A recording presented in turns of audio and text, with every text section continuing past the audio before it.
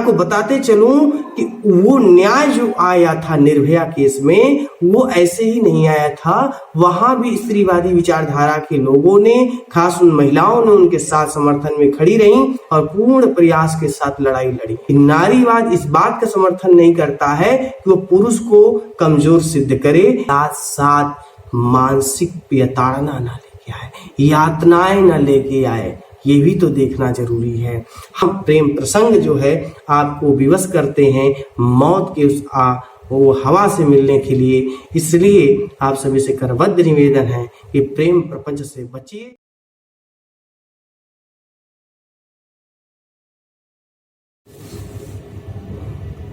दोस्तों नमस्कार, मैं आपका साथी केशव विवेकी, आपका इस चैनल में स्वागत है।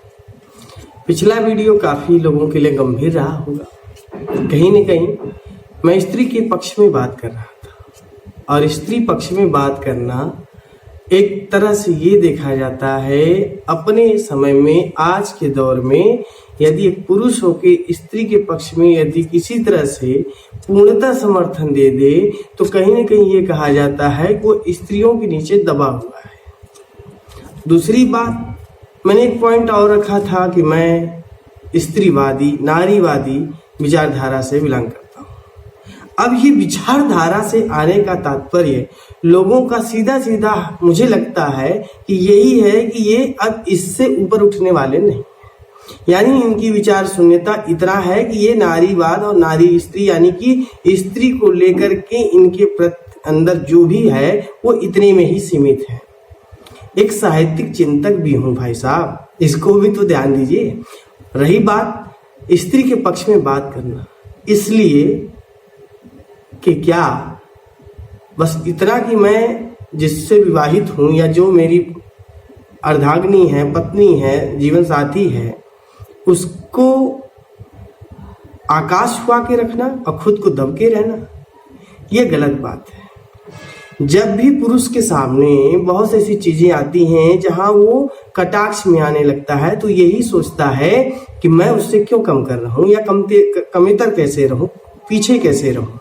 जबकि विवाह संस्थान खुद जब विवाह में एक दूसरे को बांधता है तो वहां पे ये कहा जाता है कि पुरुष बड़ा हो गया और स्त्री उससे छोटी हो गई। एक तौर पे ये कहा जा रहा है कि दोनों जीवन साथी हैं। जब जीवन साथी हैं तो फिर कौन छोटा या कौन बड़ा, इस प्रश्न का भी उत्तर शायद ही किसी के पास हो, या हो सकता है कि हम मेरे कमेंट बॉक्स में कुछ ऐसे महानुभाव आए जो ऐसे लिख सकें कि वास्तव में केशव जी अभी आप पुरुष स्त्री के संबंध के लेकर के बहुत पीछे हैं। तो खैर उनको उनके समझ के लिए विशेष बधाई। रही बात स्त्री विमर्श या नारीवाद की, तो अभी ज्यादा लोगों को मुझे लगता है जो अध्ययनशील हैं या जो अध्ययन कर रहे हैं उनके लिए तो ये बहुत बड़ी बात नहीं है, क्योंकि वो जानते हैं कि नारीवाद क्या है, स्त्री विमर्श क्या है। अब रही बात साक्षी हत्याकांड को लेकर के, मैंने स्त्रीवाद का एक समर्थन उठाया, जबकि भारत देश में खास करके दिल्ली में ऐसा नहीं है कि स्त्री विमर्श की संस्थाएं नहीं हैं या उन्होंने ऐसा नहीं रखा है, लेकिन अभी सभी का सभी ये देख रहे हैं कि इसके पीछे का जो हत्याकांड हुई है क्या न्याय होता है, क्या परिणाम निकल के या क्या परिणति होता है। लेकिन आपको ये भी याद होगा कि चलती बस से दिल्ली हत्याकांड में जिस लड़की को मारा गया और उसको निर्ममता के साथ सड़क पर फेंका गया और उसका न्याय होते होते और उन लोगों को फांसी होते होते कितना लंबा समय लगा था। और आपको बताते चलूं कि वो न्याय जो आया था निर्भया केस में, वो ऐसे ही नहीं आया था। वहां भी स्त्रीवादी विचारधारा के लोगों ने, खास उन महिलाओं ने उनके साथ समर्थन में खड़ी रहीं और पूर्ण प्रयास के साथ लड़ाई लड़ी। ऐसा नहीं है कि किसी बड़े पूंजीपति या किसी के हो हार से हुआ है, कुछ नहीं। और ऐसा नहीं है कि स्त्रीवादी विचारधारा के लोग भारत में हो रहे इस जघन्य अपराधों को वो देख नहीं रहे हैं। और ये सारी जो संस्थाएं बनी हैं, जो ट्रस्टें बनी हैं, ये कहीं न कहीं मानव विकास के आगे क्यों ले जाने के लिए बनी है। और इनका किसी का अपना ये ध्येय नहीं है कि हम अपना एक प्रोपेगेंडा चला करके पैसे कमाएं। पहला चीज इसको नोट करके रखिए, क्योंकि हम बार बार अपने ध्यान को कहीं और रख करके बात करते हैं, लेकिन हम कभी ये नहीं सोचते हैं कि जिसको हम अबला कह रहे हैं वो उस अबला के अंदर शक्ति कब होगी, वो सबला कब होगी, उसके सशक्तिकरण पे हम कब विचार कर रहे हैं। माँ के प्रतिपक्ष में हमारे पास बहुत ऐसे कमेंट हैं जो हमेशा सोचते हैं कि माँ मजबूत हो, शक्तिशाली हो और वो कहीं से भी हारे ना, ये भावना हमारे अंदर होती है। बात बिटिया की आती है तो हमेशा हमें उसको एक सबल बनने का, एक हमेशा उठ के आगे आने का मैसेज देते रहते हैं और कहीं ना कहीं उसे ये हमेशा महसूस कराते रहते हैं कि बेटा तुमको पीछे नहीं आना है, दुनिया से लड़के शाबाशी के साथ निकल जाना है। लेकिन आप ये बताइए कि उसके आत्मबल तक के लिए हम क्या कर रहे हैं। समाज में जो हमारा सोशलिज्म बना हुआ है, जहां हम बहुत ज्यादा कह सकते हैं कि फैशनेबल में और एक हायर फ्रिक्वेंसी में आज हम जो है अपने आप को ग्लोबलाइज कर रहे हैं। इस शब्द को पकड़िएगा और यही आपके लिए बहुत मायने रखता है। क्यों मैं जो है महिलाओं को पिछले वीडियो में कहा कि अब जागने की आवश्यकता है, और एक लाइन ये भी कहा कि क्या आपने ये ठेका ले रखा है। ये शायद शब्द लोगों को बहुत ही बुरा लगा होगा। यदि किसी को बुरा लगा हो तो उसके लिए मैं पहले से क्षमा चाहता हूँ। कहीं ना कहीं हम इस चीज को नहीं समझने की ओर तैयार हैं और कहीं ना कहीं हम अपने घर की स्त्रियों को जागरूक नहीं करना चाहते हैं, उनको खुद उनको पीछे करने का काम कर रहे हैं। सजगता के नाम पे, ज्ञान के नाम पे और सामाजिक स्तर के नाम पे हम उन्हें पीछे कर रखे हैं। रही बात जागरूकता की, तो सोशलिज्म के नाम पे केवल फ्रेंडशिप है। फ्रेंडशिप इस नाम पे है कि आप जो है आओ जाओ, नाश्ता करो, खाओ पियो, एक दूसरे के सामान दिखाओ लाओ, यदि ये दिखाओ कि आप ट्रेडिशनल में कितना बेहतर क्या कर रहे हो। यानी क्या आपको लगता है कि सामान बड़े से बड़े अधिक से अधिक खरीद लेना या प्रसाधन की चीजें ज्यादा खरीद ले करके एक दूसरे को ललचाना, ये क्या स्त्रियों का आत्मबल है? क्या ये सशक्तिकरण है? अभी हाल ही में एक सोशल मीडिया पे आया था कि स्त्रियों का मूल इतना सस्ता हुआ है कि 5 रुपए की नेल पॉलिश दिला दिए तो कई रात भूखी सो सकती है। यानी वो उतने में खुश हो सकती हैं। क्या वास्तव में ये जो वीडियो महिलाएं देख रही हैं, क्या वो इस बात का समर्थन कर सकती हैं कि उन्हें एक नेल पॉलिश से कई दिनों खुश रखा जा सकता है, उन्हें और भी किसी चीज की आवश्यकता न पड़ी?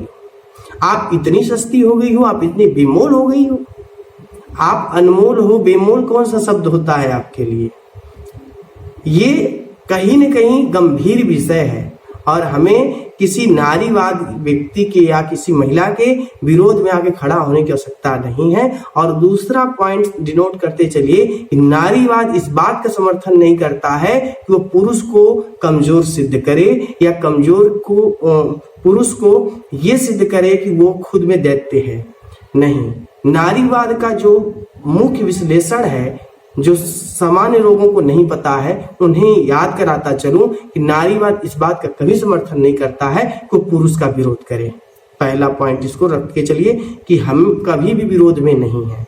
इसका सीधा सीधा पॉइंट ऑफ व्यू ये है कि जिसके साथ गलत हो रहा है, चाहे जो गलत कर रहा है, उसको गलत करने से रोकना है। नारीवाद का स्पष्ट यही है। आप गूगल करके देख लीजिए, चाहे जहां चेक कर लीजिए। लेकिन रही बात, मैं स्त्रियों के पक्ष में बोलता रहूंगा। मैं लिखने का काम करता हूं। आपके बीच में 2019 में उपन्यास अनोखी मैंने लिखा है। आपके पास समय हो, 200 पेज की पुस्तक है, पढ़िए और देखिए किस तरह से स्त्री जीवन को मैंने देखा है और किस तरह से लिखा है। और रही बात नारी के अंतरात्मा को मारने की, इस समाज ने कभी छोड़ा नहीं है। उसको कदम कदम पे कुचला गया है और आज क्रांति की दौर फिर से जगाने की जरूरत है। स्त्रियों को अपने हक के लिए देखना जरूरी है कि उनके साथ कितना सही और कितना गलत हो रहा है।